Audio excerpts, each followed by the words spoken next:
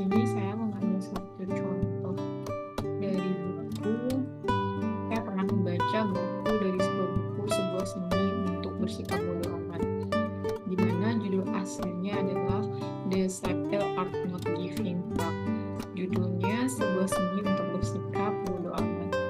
Penulis Mark Manson, penerjemah F. Wicaksono, dan tahun terbitnya adalah tahun 2018. Tebal buku adalah sebanyak 246 halaman. Nah, untuk ulasannya sendiri adalah ulasan buku seni bersikap bodo amat adalah The Subtle Art of Not Giving a Fuck adalah sebuah karya menarik yang ditulis oleh Mark Manson. Buku ini menawarkan perspektif yang segar dan provokatif. Nah, tentang cara kita melihat dan menghadapi hidup. Dalam buku ini, Mark Manson mengajak pembaca untuk melepaskan diri dari tekanan sosial dan norma yang membatasi, dan kemudian mengadopsi sikap yang lebih santai dan tak peduli terhadap hal-hal yang benar-benar tidak penting. Kemudian untuk opini dan kritik sendiri adalah secara keseluruhan dari buku ini adalah bukunya sangat provokatif dan memancing pemikiran, namun mungkin tidak sesuai dengan selera semua orang. Nah, untuk pendekatan yang tidak konvensional terhadap kebahagiaan dan kesuksesan bisa menjadi pembuka mata bagi sebagian orang, namun juga bisa dianggap terlalu sederhana oleh orang lain. Kemudian untuk kelebihan dari buku yang berjudul Sebuah Seni untuk Bersikap Bodo Amat ini sendiri adalah pendekatannya yang provokatif terhadap kehidupan dan kebahagiaan, kemudian mengajak pembaca untuk mempertanyakan norma-norma sosial dan mengeksplorasi pandangan yang berbeda tentang arti sebuah kehidupan. Kemudian pendekatannya yang konvensional memancing pembaca untuk merenungkan ulang apa yang benar-benar terjadi, benar-benar penting dalam hidup. Kemudian bahasa yang mudah sangat dipahami dan menekankan pesan-pesannya yang menggunakan analogi dari cerita pendek yang menarik. Kemudian gaya penulisannya sendiri yang menghibur membuat buku Sebuah Seni untuk Bersikap Bodo Amat ini mudah diikuti dan menyenangkan untuk dibaca. Kemudian selain kelebihan, buku ini juga memiliki beberapa kekurangan. Adalah yang pertama, tentang pandangan-pandangan yang disampaikan oleh Manson bisa jadi konvensional bagi sebagian orang. Kemudian seni bersikap bodo amat dan penekanan pada kepuasan diri sendiri dapat juga dianggap sebagai sudut pandang yang egois atau tidak bertanggung jawab bagi beberapa pembaca. Kemudian beberapa orang mungkin tidak setuju dengan pandangan-pandangannya yang mencabut beban tanggung jawab dan menekan kebahagiaan individu di atas segalanya. Kemudian kenapa alasan saya memilih buku dari Seni Bersikap Bodo Amat selain saya benar-benar pernah membaca buku ini secara langsung, karena relevansi dengan minat dan bidang studi saya serta tema yang dibahas sangat penting dan menarik. Selain itu, buku ini juga sangat rekomendasi dari orang lain sehingga saya yakin buku ini juga memiliki kualitas tinggi dan layak untuk diulas. Kemudian di bawah ini adalah merupakan referensi saya untuk mengulas buku dari Seni Bersikap Bodo Amat.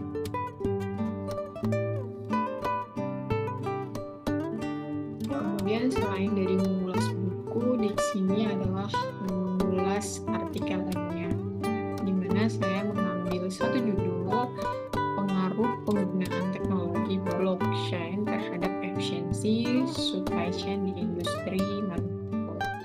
Penulisnya sendiri adalah Dr. Maria Santoso, Jurnal Manajemen Teknologi Vol 15/02/2023. Nah, artikel ini membahas dampak penggunaan teknologi dari blockchain terhadap efisiensi rantai pasokan di industri manufaktur. Nah, penulisnya sendiri nih menyajikan analisis mendalam tentang bagaimana blockchain dapat meningkatkan transparansi, mengurangi biaya, dan mempercepat proses dalam rantai pasokan. Kemudian metodologi penelitiannya yang digunakan adalah studi kasus pada beberapa perusahaan manufaktur besar di Indonesia. Kemudian data dikumpulkan melalui wawancara, observasi, dan analisis dokumen. penerapan blockchain mampu meningkatkan efisiensi operasional hingga mencapai 20% dan mengurangi kesalahan pencatatan sebanyak 15%. Untuk kelebihan dari artikel ini sendiri adalah penggunaan data empiris yang kuat dan relevansi topik dengan tren teknologi saat ini. Kemudian selain kelebihannya juga memiliki kekurangan, di mana dari artikel ini memiliki beberapa keterbatasan seperti sampel yang terbatas pada perusahaan besar saja, kemudian sehingga hasilnya mungkin dapat digeneralisasi untuk perusahaan kecil atau kemudian untuk opini dan kritiknya sendiri, artikel ini berhasil menyajikan sebuah topik yang sangat relevan dan penting dalam konteks perkembangan teknologi saat ini.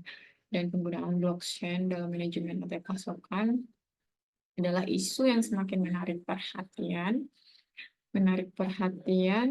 banyak pihak dan menggunakan data empiris dari studi kasus nyata. Kemudian metodologi yang digunakan cukup komprehensif, menggabungkan wawancara, observasi, dan analisis dokumen untuk mendapatkan gambaran yang holistik tentang dampak blockchain. Nah, hasil penelitian yang menunjukkan peningkatan efisiensi operasional dan pengurangan kesalahan pencatatan memberikan bukti kuat bahwa teknologi ini memiliki potensi besar untuk meningkatkan manajemen rantai pasokan.